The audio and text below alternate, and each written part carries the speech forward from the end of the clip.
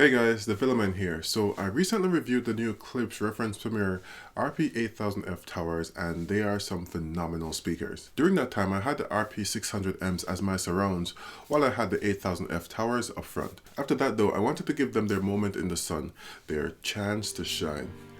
I wasn't sure what to expect coming from its bigger brother, so I dove in without much expectations. Welcome to the review of the Klipsch Reference Premiere RP-600M speakers.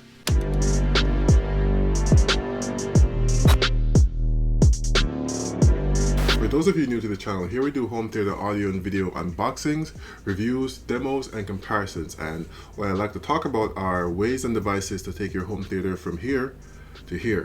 So make sure to subscribe and enable those notifications so you can come along for the ride and not miss out when the next video drops. The RP-600Ms are new for 2018 and they replace the older RP-160M. They have a newly redesigned titanium tweeter in the signature Klipsch Tractrix horn.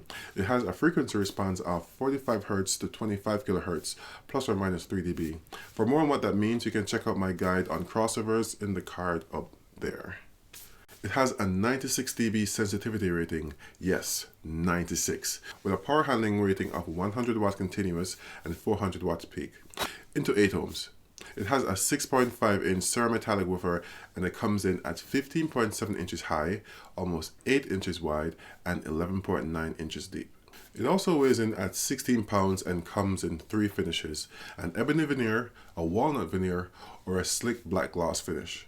So I've used these speakers up front in my home theater and had them paired with the Klipsch RP-504C center channel, while having the SVS prime elevations in the rear as my surrounds. For movies, I had them crossed over at 60 Hz and had my SVS SB4000 and my Pioneer Elite SWE10 subwoofers handling everything below that.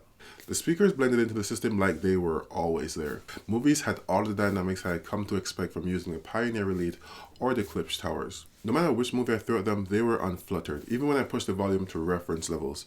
I don't think that's a necessarily healthy way of watching movies, but I'll tell you one thing, it's an awesome way of testing. The sound they produced was authoritative, clear, and never muddled, harsh, or overly bright. I never once heard the speakers distort while using them. The tweeter and the 6.5 inch woofer made a great combo at this size. They were being powered by my Outlaw Model 5000 amplifier and driven by my Denon X4300H receiver. But because they're so sensitive, you won't necessarily need an amplifier to drive them well, just like their bigger brother, the RP-8000Fs. Watch this.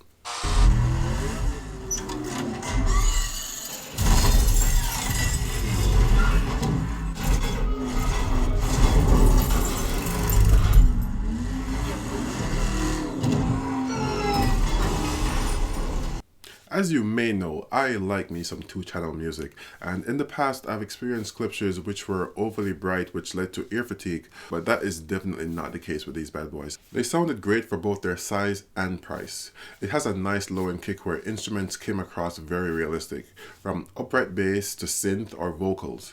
The bass definitely wasn't as good as the RP-8000Fs though. Those were crazy. But that's expected from 2 8-inch woofers versus the one 6.5 inch woofer that we have here. That said, the bass could surprise you.